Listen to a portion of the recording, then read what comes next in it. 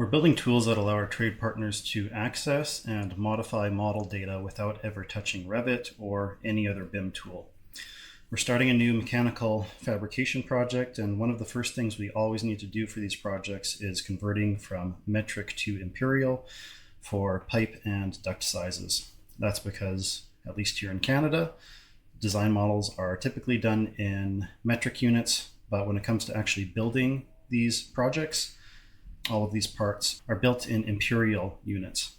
And it's not as simple as just rounding to the nearest half or quarter inch either. Sometimes it's not obvious whether something should be rounded up or down. And also for duct sizes, the conversions can be a little bit larger. So what we set up is a tool that can export all of the unique pipe and duct sizes for each system in the project.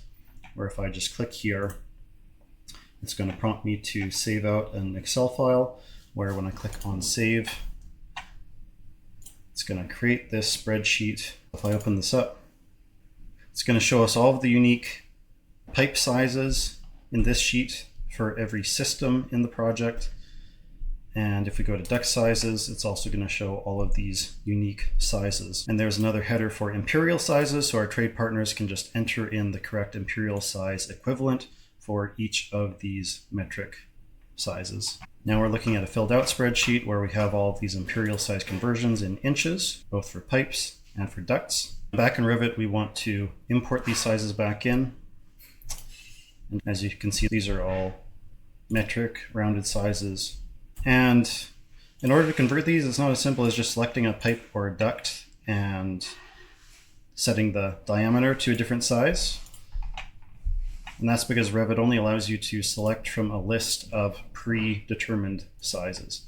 So what we need to do, if we were doing this manually, is go into Edit Type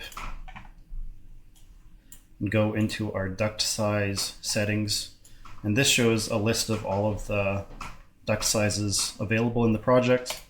We could add a new size, and if we enter it in inches, we'll see that the perfect rounding for a 4-inch diameter is added in there. And we have to do the same thing for pipes as well, except it's a little bit more complicated for pipes, where there's a list of different types of pipes in the project, and each of those different types has its own list of available sizes. So what we're having our code do is, for each pipe and duct in the model, it's going to check if the associated system has our required imperial size in the list. If that size is already there, it's going to change the size to that new imperial size. And if it's not already in the list, it's going to add that list to our pipe or duct settings and then change the pipe or duct to that new size. Now I'm going to go to Import MEP Sizes, select the filled out spreadsheet and open it. Give it a couple minutes to run. And after a few minutes, all of our pipes and ducts are converted to the correct imperial conversions. If you look at our schedules, you'll see that all of those sizes have been converted to the correct imperial equivalents that were entered into the Excel spreadsheet.